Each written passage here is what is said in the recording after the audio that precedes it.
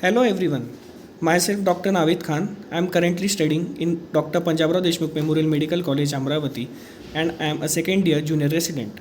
My case for today's topic is rare case of splenic lymphangioma. This is the case of a 35-year-old female with generalized abdominal pain and back pain since past 2 months. No other complaints were given from the patient's side. USG was advised in the OPD, which showed gross splenomegaly with presence of multiple well-defined hypoechoic cystic lesions with internal debris within, and lesions showed peripheral septal vascularity. Here we can see the multiple cystic lesions in the spleen. On color Doppler, the lesion was showing peripheral septal vascularity.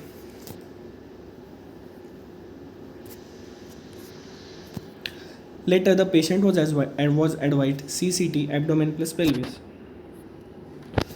CCT showed massive splenomegaly that was 32.1 cm with multiple low attenuating cystic lesions which showed mild enhancement on post contrast. The largest was of size 7.9 into 7.3 cm. The spleen was seen extending caudally up to L5 to S1 vertebral level, displacing the left kidney medially and adjacent bowel loops and vessels inferomedially. Splenic vein was also dilated, which measured 11 mm. On this plain scan, we can see massive splenomegaly. Arterial phase shows the similar findings that were shown on USG, that is the multiple cystic areas within the spleen. And the lesion was showing peripheral vascularity too. This is the portal phase.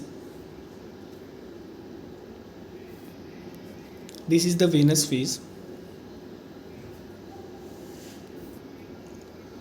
In this coronal image, we can see the extension of spleen which was going caudally and inferomedially, displacing the kidney, bowel loops and vessels inferomedially. This is the sagittal image. Patient was advised surgical splenectomy but didn't undergo surgery due to financial conditions and is currently undergoing conservative management.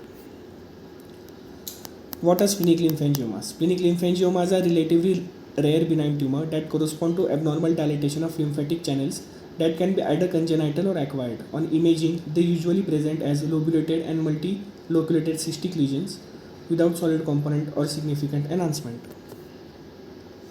The cysts are thought to be formed by abnormal dilatation of lymphatic channels.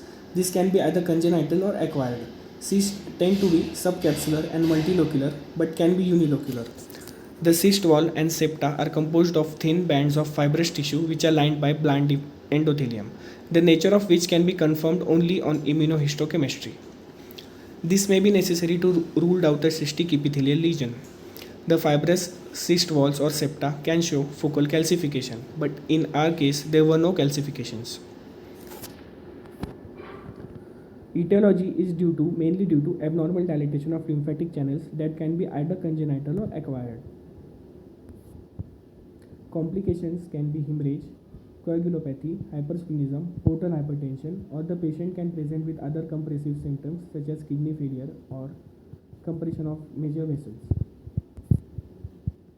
The primary treatment of splenic lymphangioma is surgical splenectomy and it should be done to avoid complications.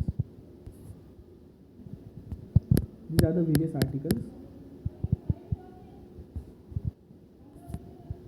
Thank you.